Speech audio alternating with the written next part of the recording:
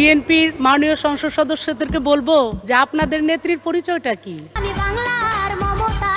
শেখ হাসিনা সেগুলো দিয়েছে বলেই যেটা আমার নেত্রী শেখ হাসিনা আমল করেন।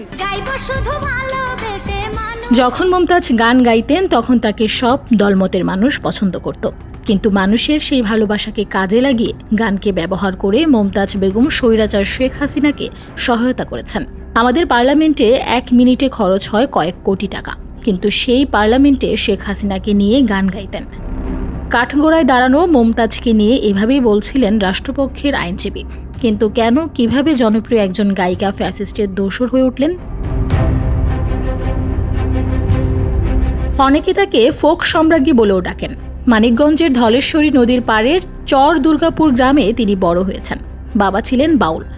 গাঁওগ্রামের এক সাদামাটা কণ্ঠশিল্পী থেকে হালের আলোচিত রাজনীতিবিদ ও পতিত ফ্যাসিস্ট আওয়ামী লীগের সাবেক সংসদ সদস্য মমতাজের উত্থানের গল্প বেশ চমকপ্রদ।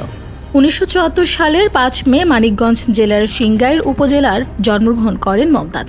তার মা উজালা বেগম, বাবা মধু বয়াতি ছিলেন বাউল শিল্পী। মমতাজ প্রথম জীবনে বাবা মধু বয়াতি, পরে মাতাল রাজ্জাক দেওয়ান, শেষে লোকগানের শিক্ষক আব্দুর রশিদ সরকারের কাছে গান শেখেন। অনেক কষ্ট পাইলাম। বাংলা লোকগানকে নতুন মাত্রা দিয়েছেন মমতাজ। ভক্তদের ভালোবাসায় গ্রামগঞ্জ থেকে তার গান ছড়িয়ে গেছে আন্তর্জাতিক অঙ্গনেও। 2 দশকের বেশি তার পেশাদারী সঙ্গীত জীবনে 7 শতাধিক একক অ্যালবাম প্রকাশ পায়। এগুলোর মধ্যে জনপ্রিয়তার শীর্ষে রয়েছে অনেকগুলো গান। তিনি গান করেছেন চলচ্চিত্র, শুধু গান নয়, অভিনয় করেছেন তিনি একটি সিনেমায়।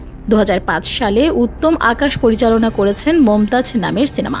সেখানে নাম ভূমিকায় অভিনয় করে দর্শকের মন জয় করেছিলেন গায়িকা মমতাজ। সেটি ছিল মূলত মমতাজেরই জীবনের গল্প। ছবিতে মমতাজের বিখ্যাত শিল্পী হয়ে ওঠার কাহিনী তুলে ধরা হয়েছে। ছবিটিতে মমতাজের সঙ্গে অভিনয় করেছেন হুমায়ুন ফরিদি, আনোয়ারা, পবি মিত্র, মাসুম আজিজ, সুব্রত হেলাল খান, কাবিলার মতো তারকারা। একটা সময় মূলধারার রাজনীতির সঙ্গে জড়িয়ে যান মমতাজ। জানা যায় তিনি প্রথমে বিএনপিতে যোগ দিতে চেয়েছিলেন, সেখানে সুযোগ না পেয়ে পরে আওয়ামী লীগ রাজনীতিতে যোগ দেন। এরপরই বদলে যেতে থাকে তার ভাগ্য। গান ও চটুল বক্তব্যের মাধ্যমে আওয়ামী লীগ প্রধান শেখ হাসিনার কাছের মানুষ হয়ে ওঠেন। পেয়ে যান জাতীয় সংসদের টিকিটও। 2008 সালে 9ম জাতীয় সংসদের সংরক্ষিত মহিলা আসনে বাংলাদেশ আওয়ামী লীগ সংসদ সদস্য মনোনীত হন। 2018 সালে একাদশ জাতীয় সংসদ নির্বাচনে তিনি মানিকগঞ্জ 2 আসন থেকে নির্বাচিত হন। তবে 2024 সালে দ্বাদশ জাতীয় সংসদ নির্বাচনে তিনি একই আসন থেকে স্বতন্ত্র প্রার্থীর কাছে হেরে যান। তারপর থেকেই ধীরে ধীরে রাজনীতি থেকে আড়ালে চলে যান তিনি। আবারও মন ফিরিয়েছিলেন সঙ্গীতে। গত বছরের জুলাই আগস্টে ছাত্র জনতার অভ্যুত্থানের পর থেকে আত্মগোপনে চলে যান তিনি।